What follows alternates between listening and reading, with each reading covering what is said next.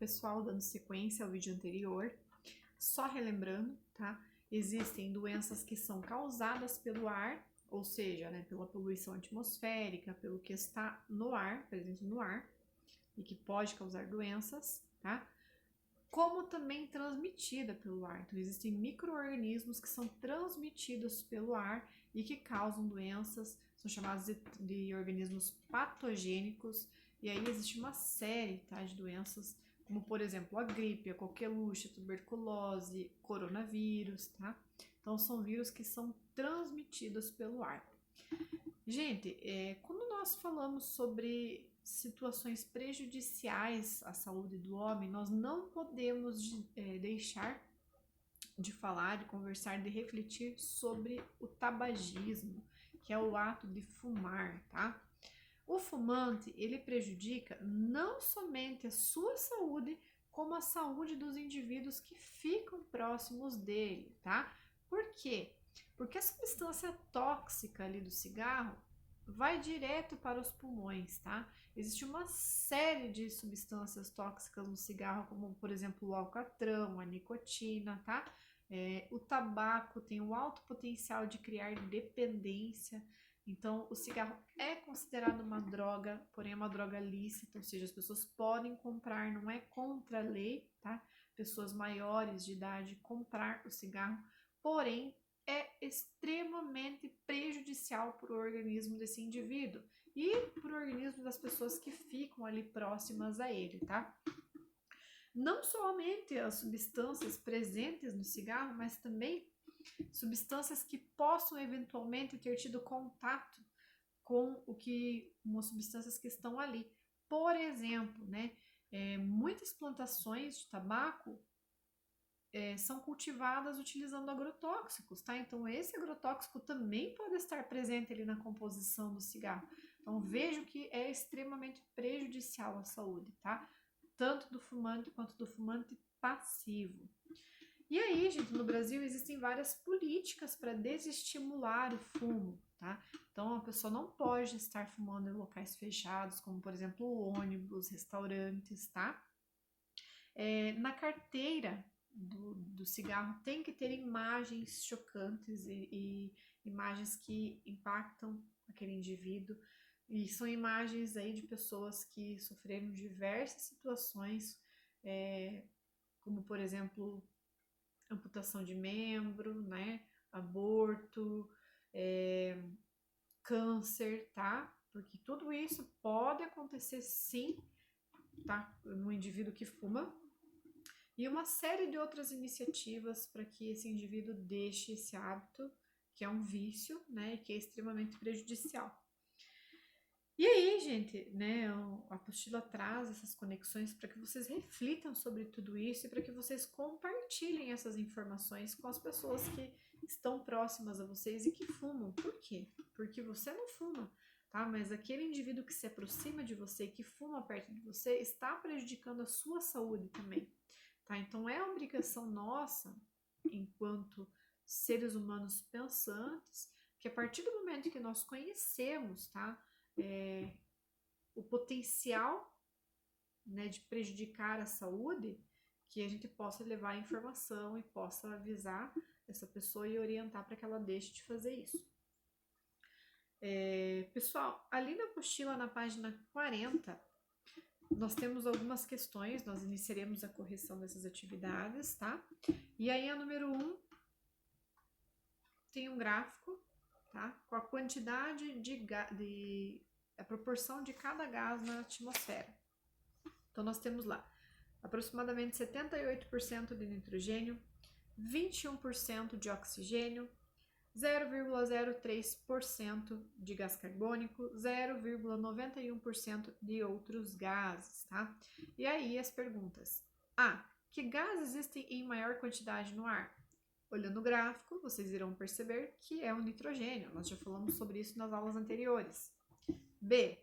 Qual é o percentual de oxigênio no ar? Aproximadamente 21%. Qual é a importância desses gases para a vida na Terra? Gente, todos esses ali, né, o nitrogênio, o oxigênio, o gás carbônico são importantes, tá?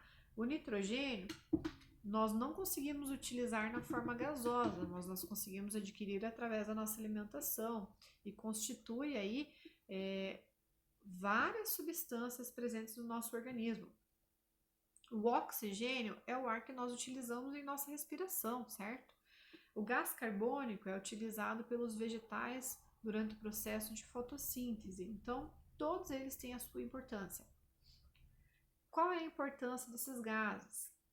Acabamos de ver. D. Explique de que maneira fenômenos naturais ou causados pelos seres humanos podem alterar essa composição. Vocês já viram, tá? Atividades humanas, como por exemplo, a queima de lixo, tá?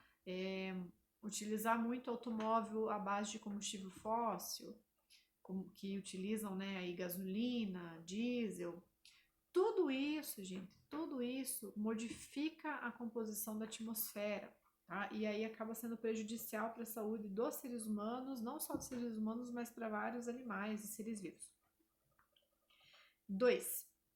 Esta tabela mostra o percentual da composição de gases na inspiração, ou seja, na entrada de ar, e na expiração, ou seja, na saída de ar dos seres humanos, tá? Observe-a. E aí nós temos aqui a tabelinha, tá? E ali de nitrogênio está falando o seguinte: ar inspirado, 78,62. Ar expirado, 74,05%. Oxigênio, ar inspirado, 20,84%. Expirado, 15,7%. Gás carbônico, inspirado, 0,04%. Expirado, 3,6%. Vapor d'água, inspirado, 0,5% e expirado, 6,2%. Analisando a tabela, explique a alteração dos valores dos seguintes gases na inspiração e expiração: oxigênio e gás carbônico. Por que há alteração, gente, na tabela, ali nas colunas de ar inspirado e expirado? Pois bem, o oxigênio, nós inspiramos 20,84% e expiramos menos. Por que nós expiramos menos oxigênio? Porque nós utilizamos esse oxigênio no nosso organismo.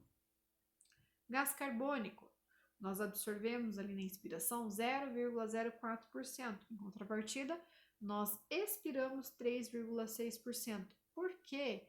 Porque ao mesmo tempo que o nosso metabolismo está utilizando o oxigênio, ele está eliminando o gás carbônico, tá? Então, a respiração dos seres vivos é uma forma de estar liberando o gás carbônico para a atmosfera, como vocês já viram nas aulas anteriores. 3. Em 1995, Valdemar Niklevitz foi o primeiro brasileiro a atingir o topo do Everest, a maior montanha do mundo, com 8.848 metros de altitude.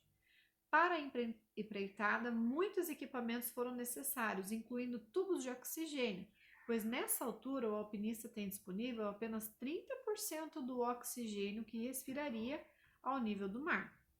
Quais são os principais sintomas que uma pessoa pode ter ao respirar o ar rarefeito? Então, nós vimos aí também nos vídeos anteriores, tá? E seria ali tontura, tá? Dor de cabeça, náusea, seriam esses os sintomas, tá?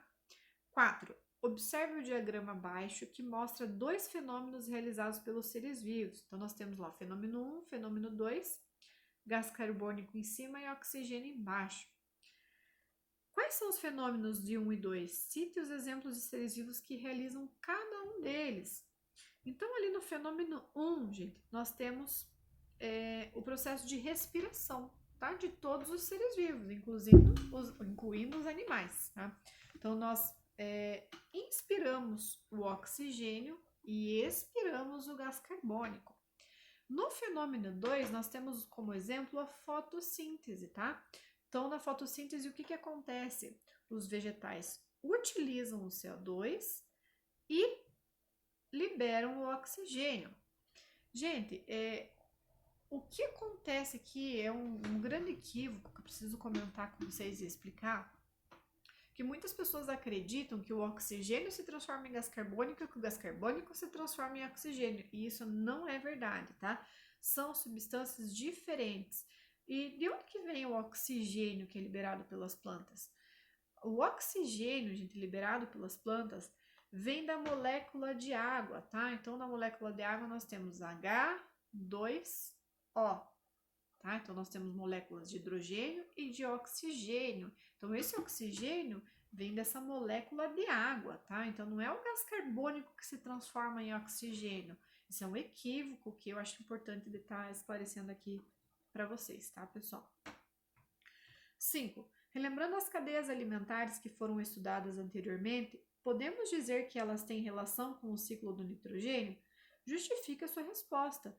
Sim, né? Obviamente tem relação, porque é a partir da alimentação que nós adquirimos o nitrogênio que nós utilizamos no nosso organismo, tá? 6. Algumas doenças que você estudou são classificadas como causadas pelo ar e outras como transmitidas pelo ar. Qual é a diferença considerada para essa classificação? Então, eu já falei para vocês, doenças causadas pelo ar são desencadeadas, por exemplo, pela poluição, pelos agrotóxicos, tá? Que foram possivelmente, né, inspiradas. E as doenças transmitidas pelo ar são doenças causadas pelos micro-organismos que ficam suspensos no ar, tá? Como exemplo, gripe, coronavírus, tuberculose. 7. No Brasil existe uma lei que proíbe o uso de cigarros em lugares públicos fechados, como bares, restaurantes, locais de trabalho, etc. Sobre o assunto, responda as perguntas a seguir. A. Que prejuízos o cigarro pode trazer, né? Causar à saúde humana? Diversas doenças, tá, pessoal? Como, por exemplo, o câncer, como eu falei para vocês, problemas cardíacos, respiratórios e etc. E tem uma lista gigantesca que depois, se vocês tiverem interesse, vocês podem estar pesquisando mais a respeito. B. Você já ouviu falar em fumante passivo? Escreva os prejuízos de alguém ser um fumante passivo. Fumante passivo, gente, é aquela pessoa que fica próximo a alguém que está fumando. E aí, inevitavelmente, acaba inspirando aquelas toxinas também, que são extremamente prejudiciais à saúde. Escreva algumas vantagens que essa lei traz às pessoas, tá? Então, existem leis, tá? Que têm como objetivo preservar as pessoas que não fumam, tá? Que seriam eventuais fumantes passivos. Esses benefícios, gente, são com certeza com relação à saúde do indivíduo. Por quê? Porque se o fumante pudesse fumar em qualquer local, imagine dentro de um ônibus essa pessoa fumando, imagine dentro de um restaurante, tá? Então, limitar o local onde essa pessoa que tem esse vício pode fumar é reduzir o número de pessoas que estarão fumando passivamente. E isso traz benefícios para a saúde do indivíduo, tá, pessoal? Então, assim, eu espero que vocês tenham conseguido compreender, acompanhado as correções, refletido um pouquinho sobre os assuntos que nós abordamos nessas aulas, tá?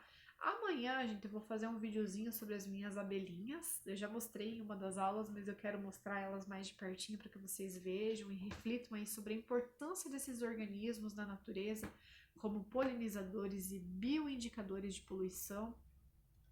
Se vocês encontrarem esses micro-organismos, por favor, gente, não os matem, são inofensivos, né? Trazem inúmeros benefícios, como eu falei, e nossa, como são importantes, né? Então eu vou mostrar para vocês, eu quero divulgar mais sobre isso, tá? Para que vocês possam preservar esses animaizinhos tão importantes.